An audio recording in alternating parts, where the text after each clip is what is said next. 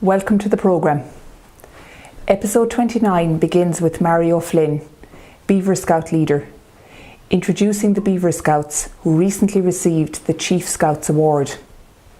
Okay. My name is Mary O'Flynn and I'm a Beaver leader with Maru Boher Beaver Scouts. I am one of 4 leaders.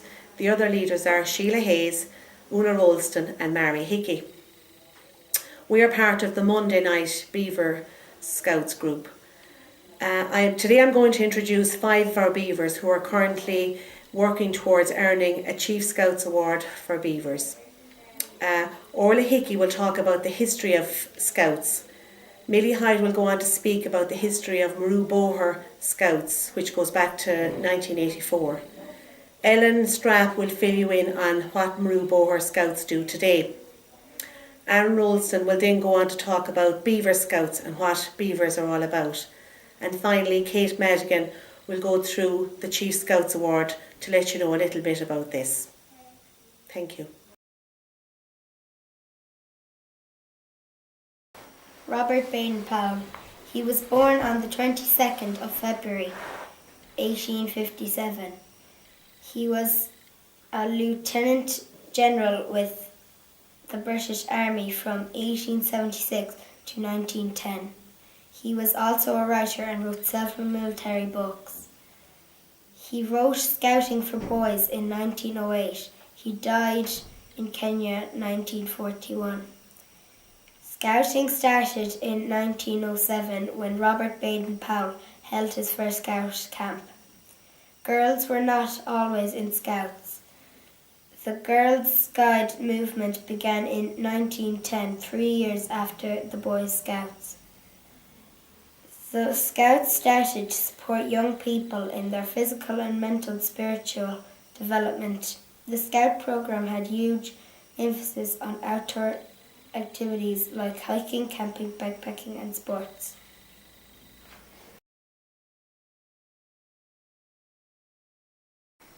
I am going to talk about when Maru Boher Scouts started. Maru Boher Scouts started in 1984. They had boys only and they had 32 scouts and 24 clubs. Dennis O'Malley was the first group leader. Mike Quirk was the first scout leader. He went on to be the group leader when Maru Boher Scouts were restarted in 2010. They used Ballyvoreen House to go camping and hiking. The group went on many trips and around Ireland and even went on abroad. We are very lucky to have the site in Ballyvoreen to go camping, walking and learning about nature.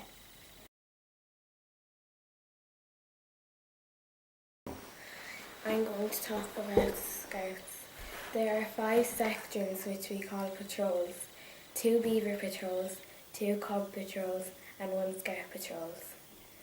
There are 95 kids and there are more boys than girls. There are 32 leaders in it. It restarted in 2009. Some kids loved outdoors and were willing to start and the adults said they would do it. Our scarf is a triangle. It is red and blue. The red is in the centre and represents the red stone of Maru, and the blue surrounds it as a sky lying above it.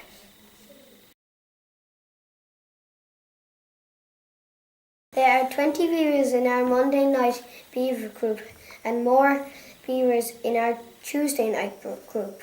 We meet every Monday night in the Maru Soccer Clubhouse. There are 5 beaver leaders: Mary, Sheila, Mary, Sharon and my mum Una. Every week at our beaver meeting we play games, learn a new skill like what you need to know when going camping or hiking or about first aid. We also do an opening and a closing ceremony every week. We have done lots of exciting things in the beavers. We've slept over in the clubhouse. We've had night hikes and day hikes.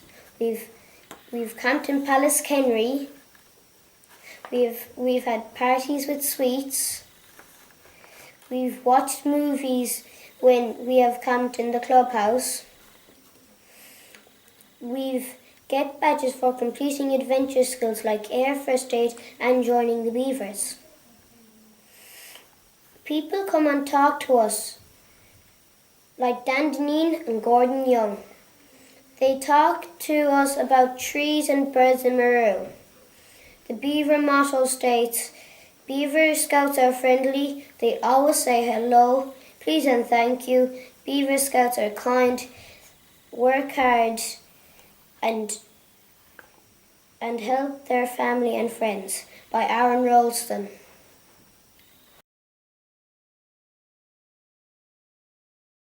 Beavers in their final year in Beavers get to do the Chief Scout Award. There are 5 of us doing the award, and we will move on to Cubs in September. We have to earn 6 new badges. These are 1 physical badge, for example, swimming and Gaelic. 1 skills, for example, learning to play music instrument. 1 in environment. For this, all 5 of us did a big clean-up at the soccer club where we hold our weekly meetings. We cleaned the girls' dressing room and the meeting room, and we also picked up rubbish around the pitches. The club was very happy with us. 1 badge in the community. For this, we are doing this project to tell about the community, all about the beavers. We also have to go on an overnight camping trip and do a 10-kilometre walk. When we finish, all of this will be presented with our Chief Scout Award certificate and Chief Scout Award badge, which we will wear on our uniforms.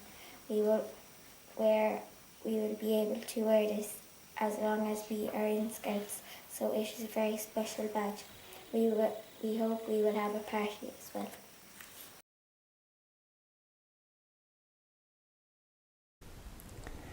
Next we go to the Harty Park dressing rooms, where Martina McNamara describes a girls' summer camp which was organised by Helen Regan for first and second year students at second level.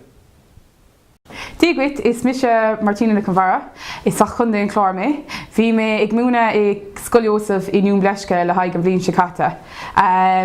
Vi me kindly Helen Regan, ma her Grania Regan I Maru, agus vi smuina or vi mar exmuinta fui cursa la Haig an Tarig, agus la Haig an Shachtan sha ve camper shul. Tá mé aganis la Haig an Shachtan, agus tá Caharella size mentors I gceanna sin ach grúpa. Tá fithe an cuasa an gcuasa gab leiscil, agus tá na Calíní ag freistil na scoilena I Newport, I Nún Bleisce agus sa Cahar I Limnach. Big Sorcha agus Aoife ag caint faoin na rudí a bhí ar siúil inné agus inniuh, agus déananig si chuirsí beag ar na cuasaí atá ar siúil le Haig na seachtaine. Tásúla gom go bhfuinnig si taobh as an gcuasa. Slán! Díagwis is Misha Aoife, Coníimi Gaslánaí Gunning, a Freistilium Cláiste Cnach na Lauris I Gúnta Limonach. Tá 3 bliain 10 díos agus táimid déanamh an cuasa seo. Ag an céad lá bhí rang Gaeilge a gcuin agus feanna mar focail nua. Tar éis sin bhí rugby a gcuin agus tá na scileanna ar eolas a gom anois. Bhí sé anna crack. An sin bhí lona gcuin agus tar éis sin déanamh mar Ailín agus bhí déanamh mar posters le Haig an Féile. Agus tá is brala mé agus tá sé an crack. Is Mrs. Sarka, tá mé ag freistil an Scoilnimh Joseph Dún. Tá mé 5 bliana 10 díos. Ar maidin tá immart an Komugi is brelam an puck Komugiacht tá bhuaigh mé tar éis lón tá an Comórtas Caffrey. Tá anna crack going agus immert an ragna grey lach Madden. Taréis lón agus immert an rounders tá anna crack again. Díagrit tá mí arás an seo I Marú. Tá an campa seo beagnach iarnach ar crítanithe. Bhuina mar an tenabas. Big Aoife Barry agus Anya Reynolds I caint faoi na cuasaí a bhíor siúil ar an Géadín agus ar an Deirdí. Amárach big an cuasa crítanithe tá ar big Bert Colini ón Butagéir Boots ag chat cuain chun cuasaí dhéanamh faoi smidú make-up agus rudí mar sin. Big fashion show ar siúil, show fashiún amárach agus big na Colini ag fécint Anias is tóca. Iné bhí glór rudí ar siúil agus in jobh big Aoife ag déanamh chuirsíos ar na cuasaí a big ar siúil. Tásúla gom go bhain na Colini an tenabas. Is mis Anya Reynolds bhí mé 3 bliain ag díis coníam I hán agus is matlam immert Komugiíocht soccer agus pell is evenlam Komugiíocht bhí mar ag immert Komugiíocht soccer agus dodgeball inné bhí sé go maith. Is mis Aoife. Tá mé carabína déagdíis, tá mé na cónaí I Marua. Is madlum ag immert Komugiíocht soccer agus pelgéalach. Madden bhí quiz ar siúil, big bingo agus drama ag gunn taréis an lón. Tá sé go maith slán.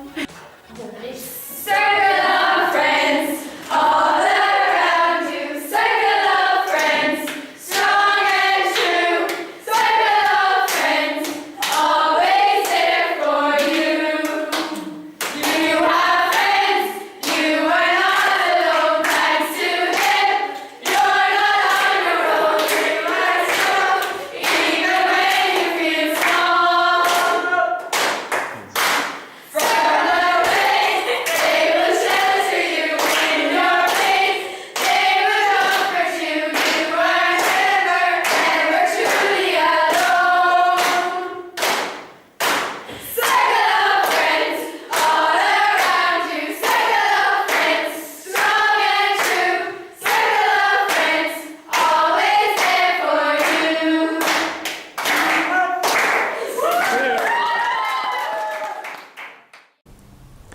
Caroline Hickey will now give us the Komugi news from the ladies of Marú. This is an update on what has been happening on the Komugi scene. On the 28th of May, our under-14s were crowned Under-14B Play champions after a well-deserved victory over near neighbours Capmore on a scoreline of 1-7 to no score. This was the best display out of the girls all year and gave them great confidence heading into Féile. On the 8th of June, they took part in a Limerick Féile Blitz and won 2 games and lost 1. They have played 2 challenges against Newport and Apirshik since then and are hoping to play a hand next week. These challenge matches are vital to their Féile preparation. This week saw the under-12s play their last non-competitive league game. They have won all the games so far and will now continue training and play any blitzes that are coming up. Our under-8s and 10s are continuing to train every Wednesday night in Marú at between 6:30 and 7:30. They played 1 blitz so far, which was in a hand, and they won all 3 games. Another evening they played Doon in a challenge. Their next blitz is fixed for June the 29th. Minor training has now commenced and we have had 5 sessions to date. Training occurs once a week and is there to keep the interest going and hold on to the girls, as this is the age that they generally stop playing. We hope to organise a few challenge matches during the next couple of weeks as the competition doesn't begin till September. Féile is happening during the weekend of the July 5th to the 7th. Marú Bóra Komugi are delighted to be hosting 4 roads from Roscommon. It's promised to be a great weekend. The agenda for the weekend is on Friday the 5th of July at 3 p.m. we will play 4 roads in our first game in Marú. Then at 6:30 it's into the Gaelic grounds for the parade. Then on Saturday the 6th, it's over to Catmore, where we play our group games. Our first match is at 10 o'clock against Ballantyre St John's from Dublin, and then at 12:30 we play Catmore.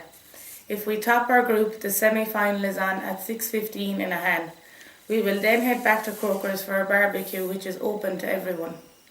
We will also have a disco then for both Komugi teams only. Then on Sunday the 7th, the final will take place in Mungret at 12 noon. If you would like to get involved in any way during this weekend, contact any club member.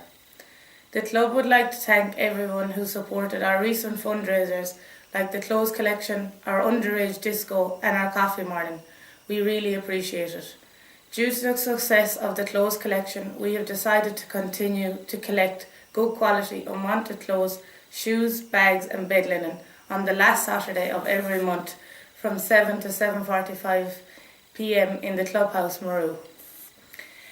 Well done to Hazel Horrigan, who represented Killanore National School in the primary games competition, which happened at half-time of the Limerick and Tipperary game last Sunday. Best of luck to the numerous club players who will be playing with the county team in the coming weeks. And finally, congratulations to Karen Cunningham, who will represent Limerick after being picked out for a great display in the school's Mini-7 competition. She will play in Crow Park on either All-Ireland final day or the semi-final days. And please continue to check us out on Facebook for regular updates. Thank you very much. Noel Regan has the Maru AFC update. Hi, it's Noel Regan here with the update from Maru AFC for the past few weeks. First off, we'd just like to inform the people about the summer soccer school, which is coming on in the club shortly. We currently have 76 children booked, and the final places are filling quickly. So if you are intending booking, then the advice is to do so quickly before the camp fills. The camp runs from the 15th to the 19th of July at a reduced cost this year of €65, and there's a further family discount of €10 off for any additional brothers or sisters. There's also a special limited offer from the FAI that anyone that books on www.summersoccerschools.ie will receive a free match ticket to a friendly match in the Aviva Stadium. So basically you're going to have a fun-filled week of activities under expert coaching and qualified coaches. All the participants in the camp will receive a full official eFlow FAI Summer Soccer School kit, a ball and a backpack, and you get this on the first day of the camp, so any of the kids that are doing it, you have to remember to bring it with you every day. The camp's aim is to provide children between the ages of 6 and 14 the opportunity to attend a week-long football orientated summer camp over the holiday period. Every year, boys and girls of all ability turn out to enjoy 5 fun days of football and crack. It doesn't matter if you're a beginner or if you have your sights set on Robbie Keane's number 10 jersey, there's a level there that you'll find, and it's you'll get an awful lot out of the camp if you're interested in doing it. So again, we're just telling people to book early to avoid disappointment, as there's currently only 24 places left on the camp. Moving on to football action, our senior ladies have been in action over the past couple of weeks, having an excellent result where they defeated Rathkeale 4-0, and then they lost to Listowel in the league. The senior ladies also have had a very good run in the Premiership since they were promoted from last year, and they've qualified to contest the Open Cup final following victories over Caherdavan and Mungret recently. A date has yet to be fixed, but it's believed it's going to be the 12th of July. So the very best of luck to the ladies in that. Be contesting a final in the Premier grade of football is a fantastic achievement, so well done to Tony and to all the girls there. Also on the girls front, we just want to play a very special mention to Anya Cook. Anya would have been part of our under 14 girls soccer team, and she was selected to represent Limerick County in the under 14 Gaynor Cup, which took place in UL a couple of weeks ago. Anya played centre half throughout the tournament and had the distinction of being one of the few players that played every minute of every match. She had a fantastic tournament. Limerick went through the tournament undefeated, and the only defeat that they suffered was in a penalty shootout, and they ultimately finished third. So hearty congratulations to Anya Cook, and Anya actually rounded off the tournament in the third place playoff when she scored a fantastic goal from 30 yards out into the top corner of the net. So great credit to the club and to her family, and so we say well done to Anya Cook. This coming weekend, the 27th and 28th of June, the Under-16 Gainer Cup takes place in UL, and we would like to extend our best wishes to the 3 club representatives who are on the Limerick County squad, and that's Alana Russell, Aisling Regan and Grania Regan. So we hope that they have a good tournament and that they enjoy it. Recently the club held its AGM, and the following were the officers elected to look after club affairs for the coming year. Jimmy Quinn was returned as chairperson, so congratulations to Jimmy, who's done an absolutely fantastic job over the past couple of years. To the hard-working secretary Mary O'Flynn, treasurer Eamon O'Connor, Child Welfare Officer Alana O'Byrne, and then the committee members would be Noel Regan, Tony Ryan, Timmy Rainsford, Davy Holmes, Tony Breen, Ken Kelly, Ray Ryan, Andrew Rolston, John Sheridan, Darren O'Shea, Tina Rainsford, Alan Barry and Cora Fitzgerald. So we're very fortunate that we have a very strong committee in place, and all of the teams in the club are represented on the management committee, which is a resolution we passed a number of years ago to ensure the club would be run for the best benefits of all the players involved. Finally, just want to say that the club is actively looking for people to get involved in the management of some teams in the club. In particular, we're looking for a manager for the A team, who are currently applying their trade in Division 1B, and Tony Ryan has been the team manager there for the past number of seasons, and he's indicated that he'd like to take a break, and we would be actively looking for someone that would be interested in coaching that team and managing that team for the coming season. And also the under 15/16 boys team, there's also a vacancy there for a manager, a very important grade of football, and we would be extremely grateful if someone could come forward to help look after that team for the coming season. We'd also be looking for people to get involved at the really younger age levels, that would be kind of under 5s and under 6s, boys and girls. And for anyone that might like to get involved, we would ask them to contact Mary O'Flynn, Club Secretary, or any committee member, and just express an interest. So that's the update for the season, for the last number of weeks, and we'll talk to you again near the end of the summer. Hope you all have a nice summer. Thank you.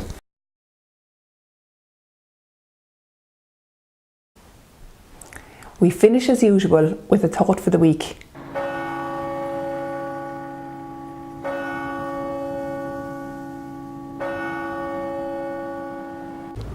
Well, we're here this evening in the Church of the Visitation in Rare Cross, my native place, and this little church is unique and we're very proud of it. At the moment, actually, it looks absolutely beautiful.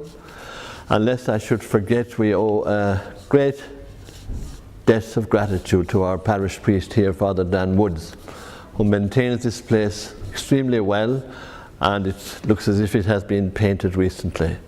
So it's a delightful little church with a lot of history attached to it. It was a Methodist church in Wales, erected around the 1840s, and around that time, during the Industrial Revolution in England, we had populations moving from the glens and the valleys, going into the cities and big towns for work. And so during the 1880s, this little church became redundant. The Methodist people went off in search of work, and so this little chapel had lost its flock. And it was put up for sale around the 1880s, and the parish priest at the time in this parish of Kilcommon, Hollyford and Rare Cross, Father William McKeough, he got to know about this, and he went across and bought a second-hand church. Now, I don't know how much he paid for it, but he had it shipped back to Limerick, and the parishioners here went down to Limerick and brought this church back in pieces, and it was re-erected here in the year 1887. Now, I should say that there was no church here before this church. I think there was a Mass Rock over in Garavan, about 2.5 miles from here. But the people from here went to Mass mostly in Tour and Kilcommon and Cappamore, walking through the fields, over the hills. We often hear about Mass paths, and I'm sure there was a Mass path leading to Kilcommon Church in Tour and Cappamore from this place. So It is an unusual church in that it is made of corrugated, non-rusting tin, often referred to as the galvanized church. But then the beautiful timber on the inside, and in between there is this thing called jute insulation. And so it has lasted all those years, from 1887 now 2012. I think that's about 125 years. And it's as good today and as solid as it was, I'm sure, when it was erected all those years ago. It's a beautiful church. So this is the church where I was baptized. As a matter of fact, there's a little inscription on the baptistry down there at the back.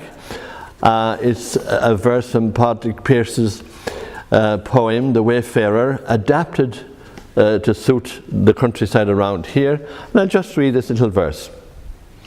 By a silvery stream at evening, lit by a slanting sun, or some green hill where shadows drifted by, some quiet hill where mountainy men had sown and soon would reap, near to the gate of heaven. So I made my first communion here, and confirmation. Confirmation, well, we had to go to Kilcommon, the parish church, for that, but we were examined here in this church by Archbishop Kennan. It was an awful ordeal, and I'm sure many people will remember being examined by the bishop in their local churches. And a few years before that, there was a young man in the class, and of course the catechism was more or less beaten into us. We didn't understand a lot of it. But this young lad, he found it fierce difficult. And when he came before the bishop had been asking questions about the wedding feast at Cana, and who was at the feast, and what did Mary say, and how many stone water jars were there, and what happened, and so forth. And when he came to my neighbour, now long gone, he asked this young lad, he said, did our Lord work any more or many more miracles? And the young fellow thought for about 10 seconds, looked him straight in the face, and he said, not to my knowledge. Wasn't a bad answer. So we also serve Mass here. In those days when we were serving Mass back in the 50s and the 40s, there was, of course, the altar rails were along here. There was a high altar, maybe 2 side altars, I'm not sure about that now. But my brother and myself were caught out this particular Sunday. We weren't long serving Mass here, and lo and behold, we hadn't much of a clue. And because the lads, boys in those days, of course, who were experienced, hadn't turned up. So one of the things that had to be done during the Mass was to go up to the altar, pick up the book and the stand, bring it down, genuflect, and go to the other side. I think there's the gospel side. But which one of us did it now, I'm not sure, but it happened. The book went flying off the stand, and our family nearly had to leave the parish, shamed. But that was a long time ago. So I remember well the faith of the people here. I mean, they were, I suppose, no better than people in any other parish at that time. But this little church used to be full. We were sitting seat over there somewhere, and there was always this man used to kneel there and give out the rosary every Sunday. And he was cross enough. If you weren't behaving, you could get a wallop of the stick if you happened to be near him. And the same people said decades every Sunday.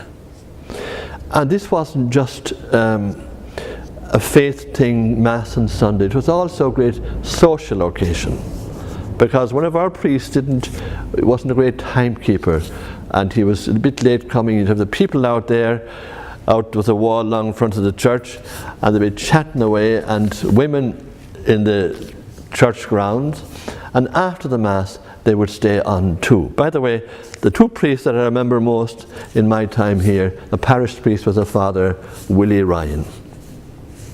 And the one thing he wanted to do for us here was to get the electricity. And he was so annoyed that people in the office had known the thoroughness of Limerick that they eventually said, we'll have to give it to them. So we got the electricity before our time, and the other priest was the Father James Russell, extremely well known still, a lot of devotion to the man, looked upon as a saint. So I think myself and people who grew up here, we were indebted to the people here. That strong faith certainly rubbed off on us. And on this day, so many years after all of that, going to church here, I just pray that they're all being looked after in that blessed spot, God's kingdom. So, Caimid ve fia buic doiv, agus mille buicus do